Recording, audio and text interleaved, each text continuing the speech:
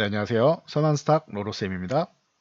자, 2022년 1월 6일 목요일 시황방송 시작하도록 하겠습니다.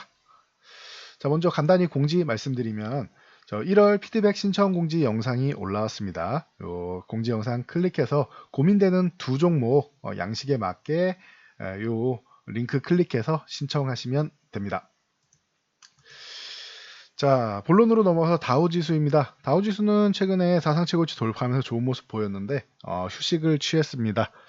자, 미국에서 이제 FOMC 12월 의사록이 공개됐는데 이 금리 인상에 대해서 조금 더 예상보다 매파적인 의견이 나왔습니다. 그래서 조금 금리 인상 속도가 좀 빨라지는 거 아니냐라는 우려감에 이제 다우지수가 일부 하락을 했고, 다우지수는 사실 최근에 많이 올랐으니까 휴식을 취하는 구간이죠. 그래서 다우지수는 뭐 36,000대까지도 아직 뭐 여유가 있으니까 추가적으로 이제 조금 더 쉬더라도 괜찮다 보시면 되고, 대신 나스닥이 좀 크게 밀렸습니다. 나스닥은 기술주 중심이기 때문에 금리 인상의 여파는 조금 더 직접적으로 타격을 받을 수 있다. 다우지수는 오히려 금리 인상 수혜주들, 금융주들이 또 대거 포진해 있기 때문에 다우지수는 그나마 좀 선방한다라고 보시면 됩니다. 그래서 나스닥이 밀렸는데 뭐 전일도 미리 말씀드렸습니다. 15,800에서 저항받는 것이다. 이거 걸쳐놓은 것은 돌파한 게 아니다라고 말씀드렸습니다. 그래서 다우는 추가적인 상승이 가능해도 나스닥 같은 경우는 여기서 16,000원 넘어가는 양봉을 그려주지 않는 이상 저항을 받을 가능성이 있다 말씀드렸고, 어제 설포시 밀렸는데 밑에까지 여유 있다라고 말씀드렸죠. 15,000원까지는 아직 여유가 있어서 추가적인 이제 하락이 나와도 놀라지 않으셔도 된다. 여기는 밀릴 수 있는 구이다. 15,000원 흔들기 정도는 나올 수 있다 말씀드렸는데,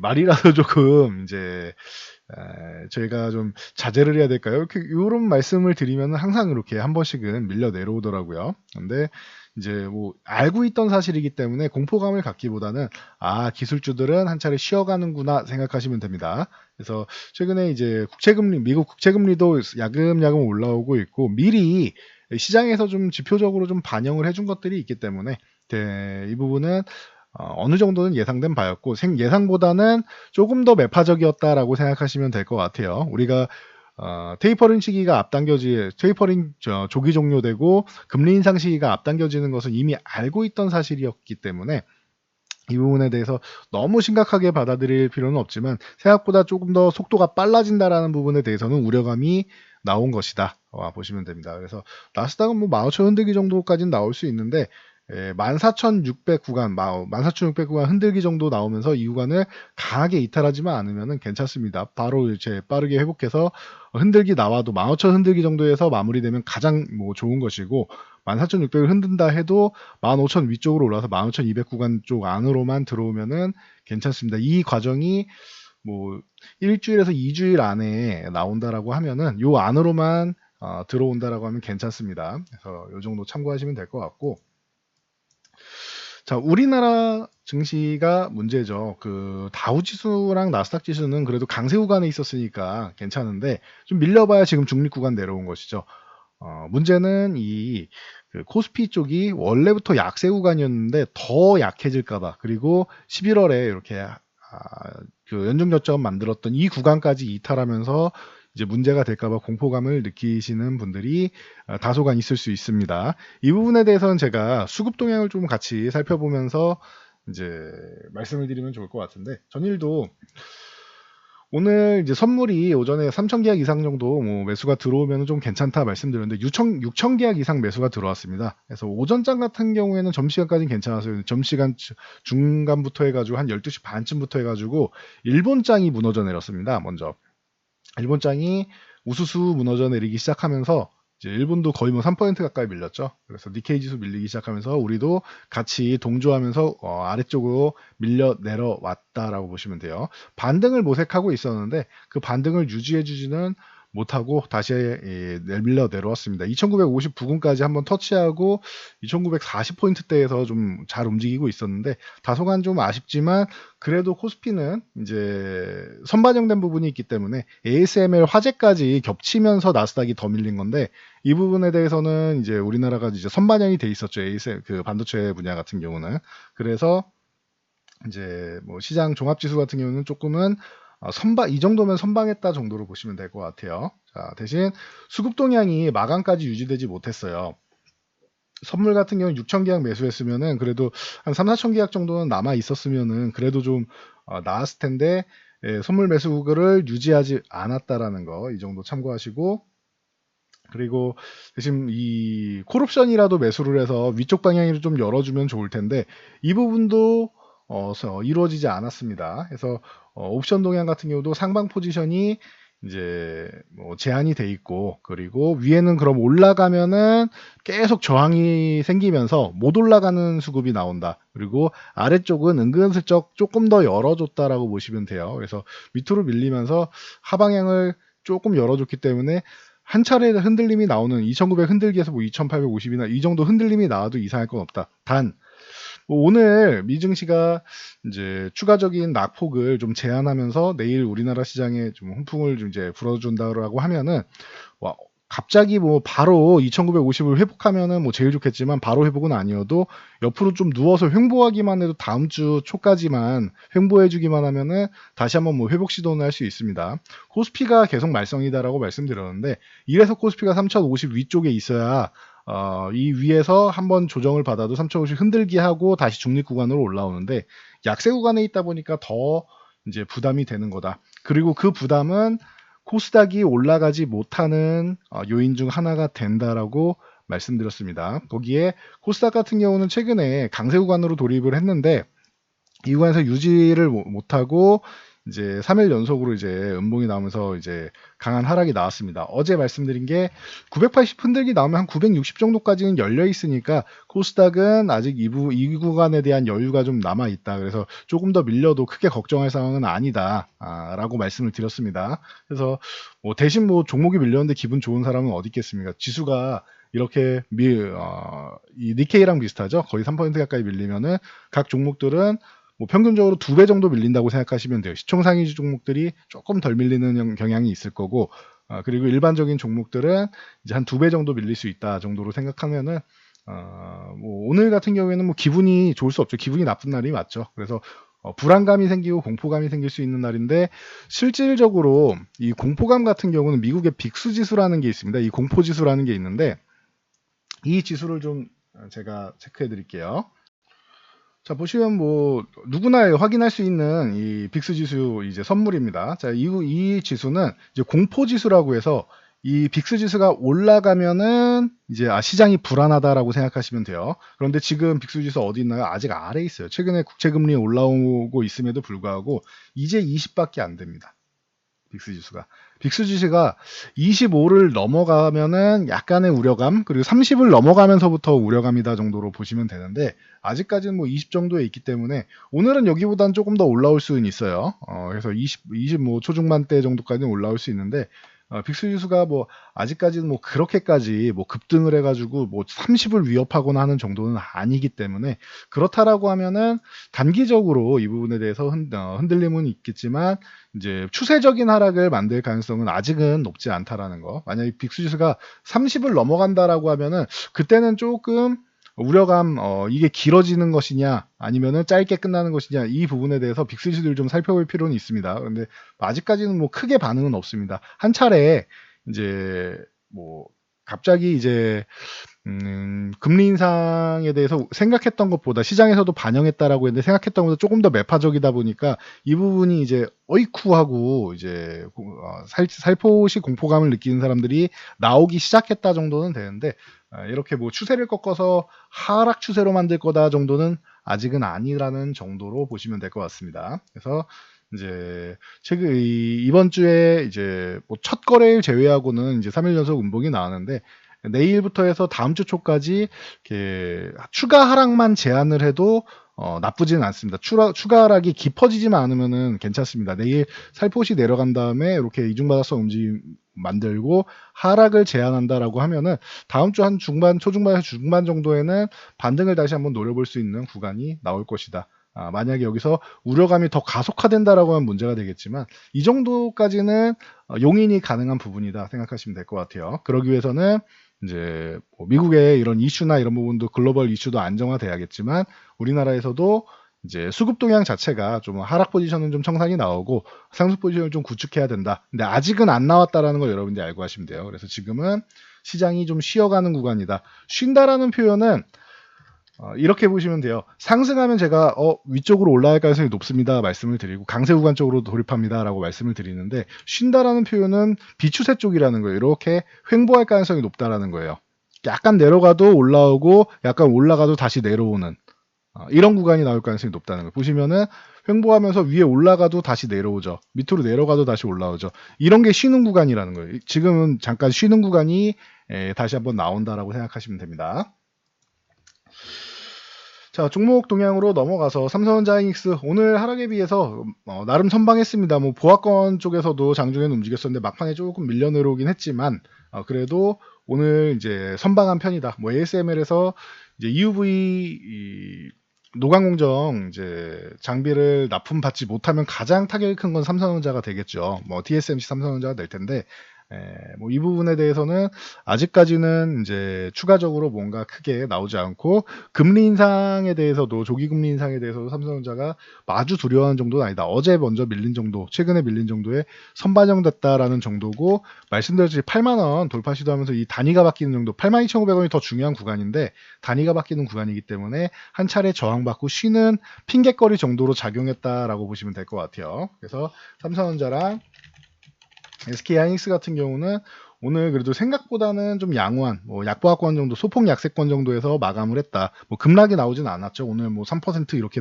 하락이 나오진 않았죠. 그러니 이제 하이닉스랑 이제 삼성전자는 오늘은 버텨주는 정도 역할을 했다라고 보시면 될 것 같아요. 중소형주 같은 경우에는 중소형 이제 소부장업체들 같은 경우는 오늘까지는 밀릴 수 있는 거고 내일은 이제 낙폭을 좀 제한해야 되는 날이 됩니다. 참고하시고요. 자, 기술주 같은 경우들도 마찬가지. 뭐 그 네이버나 카카오 금리 인상이 되면 뭐 가장 뭐 타격을 입지 않겠느냐라고 보는데 네이버랑 카카오는 그래서 최근에도 계속 말씀드렸죠.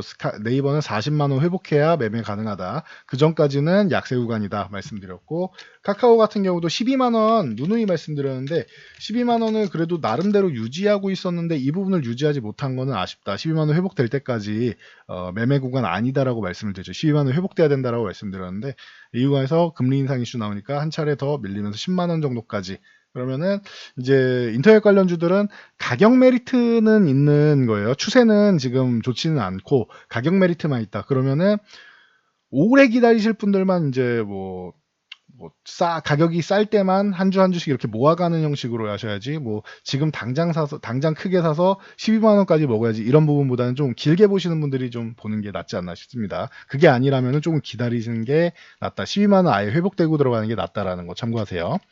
그리고 카카오 게임즈 같은 경우도 메타버스 NFT 쪽을 전체적으로 끌고 내려갔는데 4분기 실적이 조금 부진할 거다라는 전망이 나왔죠. 오딘에 대해서 3분기에는 오딘이 굉장히 좋았는데 이 부분이 4분기에는 이제 좀 감소한다라는 부분 그리고 앞으로 뭐 더 좋아지긴 하겠지만 이제 인수합병 M&A도 하고 하니까 더 좋아지긴 하겠지만 4분기 당장이 좀 안 좋을 수 있다. 그리고 뭐 핑계거리 중 하나죠. 최근에 좀 쉬어갈 자리가 필요했는데 그 게임주나 그 NFT 같은 경우는 이제 규제를 완화시켜줘야 되는데 우리나라 그게 뭐 쉽지 않다라고 말씀드렸습니다. 과거에 뭐 바다 이야기 때부터 사행성 게임 이 돈 버는 게임 쪽은 사행성 쪽으로 악용할 영향이 있기 때문에 쉽게 뭔가 정책이나 이제 뭐 법안이나 이런 부분을 만들기가 쉽지 않은 것 같습니다. 그러니까 참고하시면 될 것 같아요. 우리나라는 규제 같은 부분을 엄청나게 많이 하고 좀 뭐 혁신이나 이런 부분 좀 보수적인 나라니까 이 부분은 여러분들 알고 가시면 될 것 같습니다. 그래도 어떻게 보면은 충분히 휴식을 취한다라고 하면은 이제 메타버스 NFT 관련 쪽에 해당되는 종목들은 어떻게 보면 기회가 될 수 있습니다. 대신 시간은 좀 걸릴 수 있다라는 거 참고하시고요. 자, LG화학 같은 경우는 미국의 이제 파트너사 중에 큐바이오파마가 이제 면역항암제 전임상을 완료했다라고 합니다. 이제 임상 1상을 들어갈 예정이라고 하는데 이제 막 들어간다라는 거니까 뭐 참고 정도만 하시고 LG화학은 워낙 뭐 밀려 있었으니까 LG화학, LG 에너지 솔루션을 갖고 있고 화학주 아닌가요 하실 수 있는데 LG생명과학을 LG화학이 이제 기존에 흡수합병을 했죠. 그래서 제약 쪽도, 제약바이오 쪽도 영위하고 있다라는 거 참고하시면 될 것 같습니다. 그래서 어제 66만 원 회복된 거 좋았다. 그래서 여기서 양봉 하나 더 세워주면 좋겠다 말씀드렸는데 언제나 맞죠. 언제나 마찬가지죠. 이렇게 걸쳐 놓으면은 양봉이 하나 더 필요한데 오늘 거래량 실어서 양봉 하나 더 세워주는 건 다행입니다. 제가 누누이 말씀드린 70만 원 아래 있을 종목은 아니고 한 80만 원대 정도는 올라와도 이상할 게 없다 말씀드렸는데 이제는 1차적으로 이제 74만 원까지 요 구간에서 이제 회복되는지를 봐야 될 것 같아요. 일단 70만 원에서 74만 원 구간에 저항이 꽤 있기 때문에 이 74만 원 회복되는지 여러분들이 체크해 보시면 될 것 같습니다. 자, 그리고 뭐 이슈로 치면 LG화학은 이제 여러분들이 알고 계시는 이제 자회사 중에 양극재, 2차전지 양극재 쪽으로 LG BCM이라는 기업이 있는데 이게 중국 코발트 정연업체 화유 코발트랑 합작법인을 설립한다라고 해서 그렇다라고 하면은 양극재 쪽도 좀 더 발전할 수 있지 않겠느냐. 앞으로 물량이 엄청 많이 필요할 텐데 자체적으로 일부는 조달하는 개념이 될 수 있지 않겠느냐라고 지금 전망이 되고 있어서 이 부분에 대해서도 좀 긍정적인 요소가 나왔다라는 거 참고하시기 바랍니다. 자, 전이 블록딜 이슈 말씀드렸습니다. 현대글로비스의 이제 수장들이 이제 CEO가 이제 블록딜을 했다. 그래서 상호펀드 쪽에 매각을 했기 때문에 이제 뭐 주가 부양이나 이런 부분에 대해서 좀 더 기대감을 가질 수 있지 않겠느냐. 그리고 오버행 이슈까지 해소가 되었다. 그렇다라고 하면은 기업이 이제 디스카운트 받던 요인을 어느 정도 해소했다라고 보시면 되겠죠. 그래서 이제 오늘 거래량이 터지면서 올라왔습니다. 어제보다 적지 않나요라고 하실 수 있는데 이건 블록딜 물량이라서 뭐 375만 주라고 어제 말씀을 드렸죠. 그래서 블록딜 물량이라서 이제 오늘 거래량이 터진 거다라고 보시면 돼요. 그래서 이렇게 좋은 모습 보였고 그렇다라고 하면 현대모비스 같은 경우도 이제 이 오뱅 이슈나 이런 부분이 해소가 되면은 이제 지배구조 쪽으로 이제 개편이 되는 거 아니냐라고 얘기하면서 과거부터 현대모비스가 이제 지주사 쪽으로 계속 얘기가 나왔죠. 그래서 현대모비스도 오늘 거래량 터지면서 좋은 모습을 보였다라는 거 참고하시면 될 것 같습니다. 올해 작년에 좀 부진했던 이 완성차 쪽 계열 쪽 좀 양호할 수 있다라고 계속 말씀을 드리고 있는데 현대모비스도 당연히 현대차, 기아, 현대모비스, 현대글로비스 이렇게 같이 보시면 좋을 것 같아요. 작년에도 현대글로비스는 굉장히 좀 저평가돼 있다라고도 많이 말씀을 드렸는데 이런 오버행 이슈가 해소되면서 주가가 좀 제자리를 찾아가기를 좀 기대해 보도록 하겠습니다. 자, 금리 인상, 조기 금리 인상 우려감 나오면은 언제나 이런 금융주들이 좀 긍정적일 수 있다. 근데 우리나라 은행주는 이렇게 먼저 선반영돼서 올라오거나 하는 게 조금 약한 것 같아요. 먼저 올라온 부분도 있지만 오늘까지는 좀 약했고 DB손해보험이 이제 6만 원대를 이제 걸쳐놓고 있다. 그리고 현대해상 같은 경우도 양호했다라고 보시면 될 것 같습니다. 이렇게 현대해상이 최근에 또 바닥권에서 치고 올라오는데 주가 레벨은 DB손해보험이 더 좋지만 현대해상도 좀 강하게 좀 치고 올라오고 있다 정도로 보시면 될 것 같습니다. 그래서 항상 말씀드리지만 우리나라에서는 손보사가 좀 제일 좀 주가가 좀 탄력적으로 움직인다라고 제가 자주 말씀을 드리는데 이 부분 참고하시면 될 것 같습니다. 자, 그리고 최근에 경기민감주 순환매가 돌고 있다라고 말씀드리고 있는데 조선주 거의 매일 말씀드리는 것 같습니다. 현대미포조선 오늘까지 이렇게 상승하면서 3일 연속 멋진 모습을 보였죠. 양봉세계 아주 좋은 시그널. 오늘처럼 어제 오늘 최근 3일 동안 지수가 좀 안 좋은 구간에서 오히려 반대로 움직이고 있죠. 그럼 나중에 시장이 정상화되면 얘네가 또 쉴 수 있다라는 거는 참고를 미리 하시고 현대미포조선 현대중공업 누누이 말씀드렸던 종목입니다. 가장 대표적인 종목 두 종목이니까 항상 보시면 되고 현대중공업은 10만 원 회복되면은 아주 좋아진다 말씀드렸는데 회복되고 나서 이틀 동안 굉장히 좋은 모습 보이고 있죠. 그래서 오늘까지 11만 원 위쪽까지 올라주는 모습 아주 훌륭합니다. 대우조선해양이나 현대표조선은 이제 최근에도 이제 선주 해외 선주들하고 공급 계약이 이제 발주 계약이 들어와 있고 그 외에 삼성중업도 그렇고 전체적으로 이제 꾸준히 이제 수주가 들어온다라는 거. 그래서 올해 2분기에는 턴어라운드 될 가능성이 높다라는 얘기를 작년부터 계속 말씀드렸습니다. 참고하시기 바랍니다. 그래서 대우조선해양이나 성광밴드, 하이로코리아 같은 경우도 이제 같이 보시라고 말씀드렸는데 살포시 움직임이 좀 나오고 있다라는 거 참고하시고요. 자, 경유민감주 중에 철강주도 빼놓을 수 없죠. 똑같습니다. 3일 연속으로 올라오고 있다. 그래서 이제 포스코 같은 경우도 이제 움직임이 나오면서 철강주를 이끌고 있습니다. 그래서 베이직 올림픽 때까지는 조금 쉬겠지만 베이직 올림픽 이후 그러니까 한 3월 말에서 4월 정도 이후부터는 이제 철강 수요가 또 강하게 회복되지 않겠느냐라고 하면서 공장을 좀 줄이고 있죠. 기후 때문에 이 가뜩이나 이 코로나 때문에도 그렇고 이제 신장적 인권 문제도 그렇고 이 베이징 올림픽에 불참한다는 국가들이 많죠. 보이콧 선언한 국가들이 많은데 공기까지 안 좋으면 문제가 많이 되니까 공장 가동을 점차 줄여나가고 있습니다. 그래서 베이징 올림픽 이후에나 다시 한번 이제 산업 쪽으로 이제 발전을 시킨다. 그리고 경기 부양을 한다라고 하면은 이제 이런 철강 쪽도 좀 긍정적이지 않겠느냐. 철강 화학 뭐 이런 쪽 좋지 않겠느냐라고 전망이 나오고 있으니 참고하시고요. 그래서 포스코, 현대해철, 동국제강, 세아베스텔 뭐 가장 대표적인 종목들이죠. 그 외에 이제 좀 중소형사들까지 움직임이 나오고 있습니다. 뭐 연속적으로 이제 대형사들이 나오니까 중소형주들은 그리 따라 움직입니다. 보시면 되고. 자, 조일알루미늄 같은 경우가 요 알루미늄 가격 올해 상승할 것이다라는 전망 그리고 거기에 개별 이슈로 롯데알루미늄이랑 이제 거의 1,600억에 가까운 1,595억 규모의 2차 전지 양극박 소재 공급 계약을 했습니다. 그러면서 조일알루미늄이 대장으로 올라오고 이제 알루코가 이제 그 뒤를 좀 받쳐서 올라왔다 정도로 보시면 될 것 같아요. 뭐 삼화알루미늄 같은 경우는 좀 뭐 상승률이 좀 저조했고 남성알루미늄은 기존의 정치 테마로 좀 엮여 있어서 가급적이면은 잘 안 엮고 있으니까 참고하시면 될 것 같아요. 그래서 대장이 조일알루미늄이다라는 거 참고하시면 될 것 같습니다.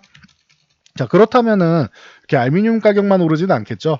원자재 인플레이션이 다시 뭐 시작된다라고 하면 그 다음에 뒤이어서 볼 수 있는 거는 뭐 풍산 같은 경우 항상 뭐 얘기가 나오고 고려아연 같은 경우도 같이 볼 수 있다. 좀 무거운 종목이긴 하지만 고려아연 같은 경우도 같이 볼 수 있다. 그리고 원자재 쪽이 좋아진다라고 하면은 원자재를 실어 날라야겠죠. BDI 지수가 좋아질 수 있기 때문에 페노션 같은 게 또 움직일 수 있다라는 거 참고하시면 될 것 같습니다. 해운주요. 그래서 BDI 지수를 체크하면서 보시면 될 것 같습니다. 이 원자재 쪽은.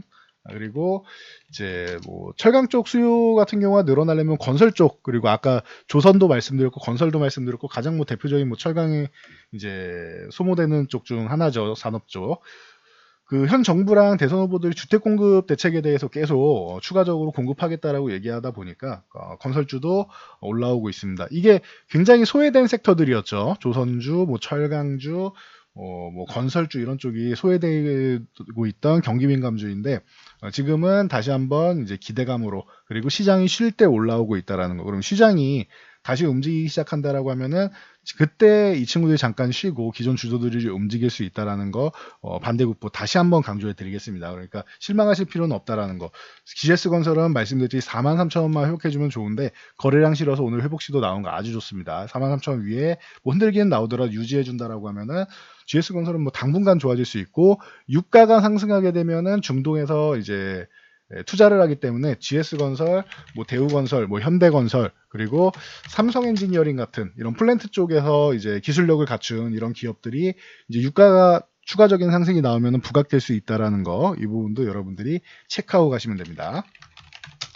자, 중국 이제 올림픽 말씀드렸는데 이 동계올림픽 개최 일정에 맞춰서 디지털 화폐, 디지털 위안화 앱을 출시한다라고 합니다. 그래서 뭐 관련주죠. 디지털 화폐 관련주로 한네트, 뭐 K사인, 뭐 KCT, KCS, 뭐 로지시스 등등 이런 종목들이 움직였다 보시면 됩니다.